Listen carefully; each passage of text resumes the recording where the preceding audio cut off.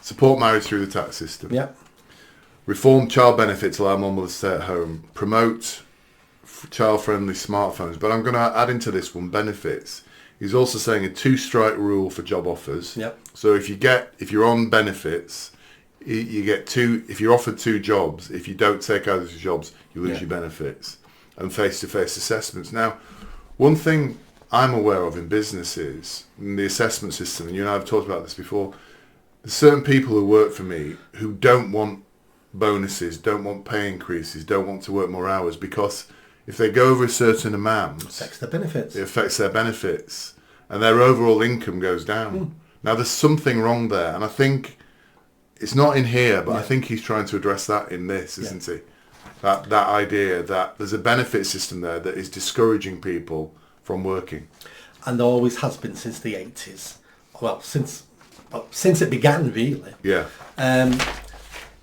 So the benefit system does need looking at. Child benefit. I'm not too keen on child benefit because I remember being at barbecues with my friends, started having children, and they were discussing about how they put their child benefit into a savings account because when their kid's 18 they're going to buy a car with it, and I'm there going, that's not what child benefit's for. Correct. So I'm not too keen on child benefit. Tax breaks for married couples. That sends a good signal. I'm not sure it does anything for anyone being married, but it wouldn't harm anyone. But you're a big believer in marriage as an institution, aren't you? Yeah, and so families. So that just sends the right signal. Sorry, that's what I mean. This government is going to be pro-marriage, pro-family, pro-children. Yes. So that sends a good message to that. But I don't think the tax break itself changes people's behaviour, but the fact we're doing it sends the message to the country that we're putting these things as a priority now. So I like that. Yeah. What else was on there? Promotes child-friendly smartphones. This to me, I'm not sure how. Yeah. This to me is something that I don't find attractive because this is almost This is a Nick Buckley thing. Which is, we'll stop kids from using phones to teach them a lesson. I do not teach people lessons. What I try to do is create the environment and the situation for people to improve their own lives. That's what I try to do. If a government thinks they're going to mess around with the mobile phone industry and create child-friendly smartphones, they're just wasting their time. They're living in cloud cuckoo land. Yeah, exactly. Yeah, kids will find their way around it. What they need to do is we need better parenting. Yes. Parents need to be better. I agree. Children belong to parents, and parents need to be better parents. Yeah. That's where that lies. Yes. Not with big government dictating phones and what you can have on the phone and the app. And believe me, kids will break those phones straight away. There'll be some clever 15-year-old at school going, well, I can reprogram your phone, there we go, 10 quid. Yeah, correct. You're right. I think the answer to that is better parenting and protecting children. I think that's I worry a lot about kids. Having had 5 of my own grown up, and I hate. You got 5 kids? Yes. I didn't know that. You didn't know that after all. You must have seen them at various times. I thought you had 3. No. 2 girls and a boy. 3 girls. Sorry, 2 girls, 3 boys. Oh right. Yeah. Well. You've definitely seen them all at various times, Nick. Definitely. I think. Well, I just presumed it was the same 3. So I've had so children. And I'm very conscious that children are constantly being abused in all sorts. And I don't just mean physical or sexual abuse. I'm talking about mental abuse of children. Bullying online. 24/7. Yeah, I know, but I'm talking about parents doing this. I'm talking about parents and the mental abuse of parents visit on their children. So I prefer to see that dealt with by the use of the law or whatever, or teaching or whatever. And then let the parents manage the kids' phones. In terms of the management, that if they choose to say, look, you've got to hand me your phone at 9 o'clock, which I also don't like anyway, but if you're going to do that, then let the parents do that. Don't try and do big government, which is so the reason I don't like that one is because everything else seems to be about reducing law, taking away legislation. Personal responsibility. Yeah, personal responsibility. That one's a bit, so I'm not too keen on that one. I agree. And if you wanted to change the behaviour of young people like that, and parents really, what we do is we create social shame where other parents, but the government has to lead on this, where other parents will go, I've seen your child is a 7's on Facebook, and I'd never had my child on Facebook on 7. Yeah. I'm just a better parent. Yeah.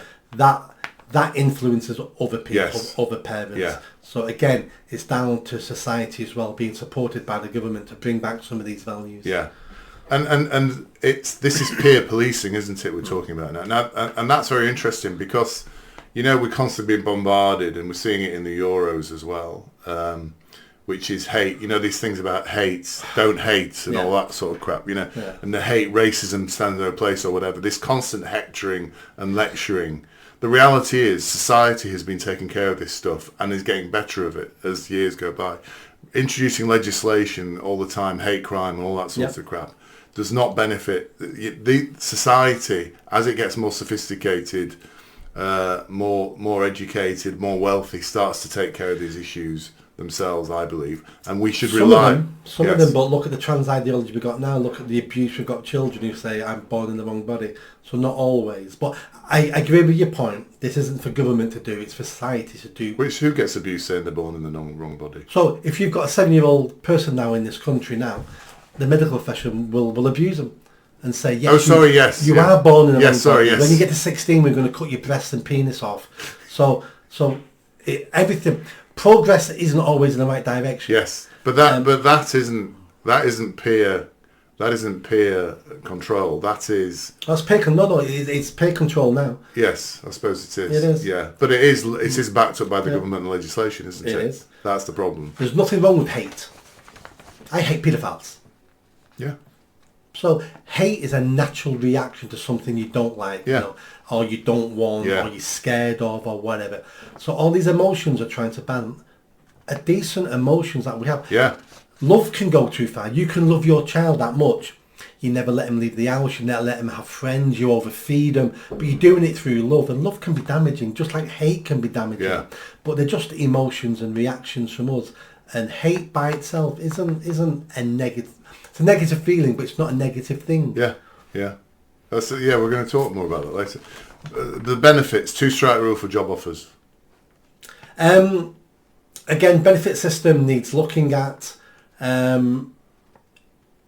People have tried this before. It's unworkable. Yeah, I think that's difficult because you can get a situation where jobs are being offered that realistically are not proper jobs or whatever, or where somebody's trying to take advantage of the fact they've got to take a job. So I think you could go for 2 jobs and just they would not be suitable basically for whatever reason, and you then end up without benefits when you might deserve it. So it's a tricky one.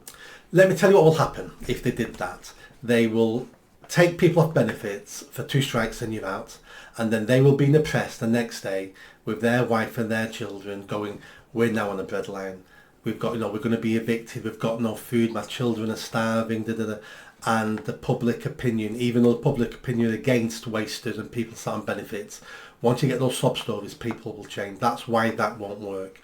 What I would do is on day one, I would freeze all benefits. There'll be no annual increase in any benefits from day one. And over time, those benefits become less and less valuable. And over time, and then you need to create the jobs. We need to end mass immigration because that will push wages up. And we'll get to a point where I'm actually now better off working because my benefits have gone down in real terms every year. Yeah. I've got support. We need to support these people. But we've got better paid jobs now as well. And it would have to be a longer term project, otherwise it's doomed for failure. Yeah, but there are a lot of people on benefits now at the moment. Yeah, up to 7 million on either unemployed or underemployed. Yeah. Did you like that video? I think you did. Hit the bell, give it a big thumbs up, comment, and don't forget I'm standing for election in Oldham East and Saddleworth. So please share this video, speak to your family and friends if you live in Greater Manchester, and if you live in Oldham East and Saddleworth, make sure you vote for me. Catch you soon.